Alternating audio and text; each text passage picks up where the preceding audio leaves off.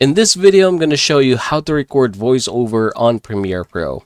So first things first, let's address the first problem here, which is the voice feedback. So that is actually pretty annoying. So to get rid of that, go ahead and click the edit button here, choose preferences, and then click audio.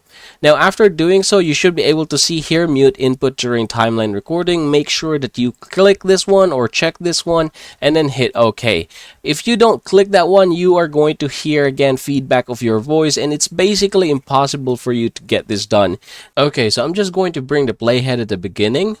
Alright, and once it is now in the beginning, you can go ahead and basically go to the track where you want your audio recorded to be at. For example, I'm going to go ahead and click this one right here, or use this one here, the second. Now, I'm just going to go ahead and click this one. And as soon as you do that, you should be able to see here a recording or a countdown. And then basically from this point forward, you should be able to record your voice. Now, say for example, you're done, you can just go ahead and click this one right here, and you should be able to see here the recorded audio that you have generated.